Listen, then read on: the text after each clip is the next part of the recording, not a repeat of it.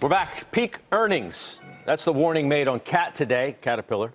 From Deutsche Bank, the analyst downgrades the shares to a hold, cuts the price target to $128, and says that synchronized global growth has collapsed.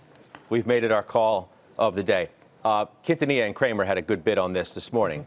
Carl was like, well, they say this. Kramer's wrong. Then they say this. Wrong. Yeah. But they say this. Wrong. But they say this. Well, what happens if you get a trade deal with China? Exactly. Aha, right? That's the key, isn't it? Yeah. Well, look, this goes back to our earlier segment. This is completely, the call is a referendum on whether this slowdown is going to continue. And, you know, we had this same call, Scott, back in late February from UBS.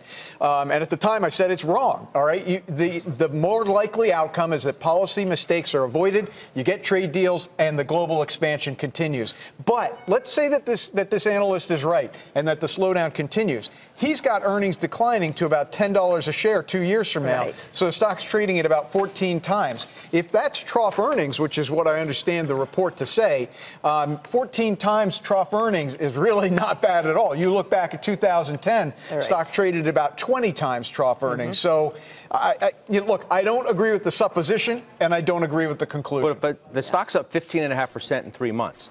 Yeah, but some of that has to be in anticipation of a trade deal, right? Yeah, but so how much more that it was overly sold? Yeah, I mean, I think it's a combination. 176. Yeah, it's not just one thing. I think it's multiple things here, and I think this was a pitch doc for me on the other show, the 5 o'clock show that we do, and some of the stuff that I love about this company, though, it's all still there. I mean, Scott, they have tripled their free cash flow over the last few. I mean, it's amazing. Each category you want to look at, the earnings, the revenue, the sales, everything else.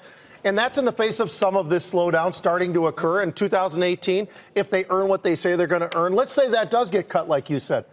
If it's trading 14 times and you still got this free cash flow that they've been on this great tear, it's still cheap. It's still inexpensive, even after this 15% run. Yeah, it's a real bet that things are slowing down in a major way from here. And it doesn't feel as bad as Chad Dillard is suggesting in the piece. Plus, he's not looking at the chart. He obviously doesn't care too much about the chart. That's the analyst, by the way. Yeah, you could look at it if you put it up, and it seems to me, oh, there it is, that the stock's breaking out right here, not about to give it up. And if the dollar continues to weaken, which I think might be consensus, I dare say, I think that works in their favor as well, Scott.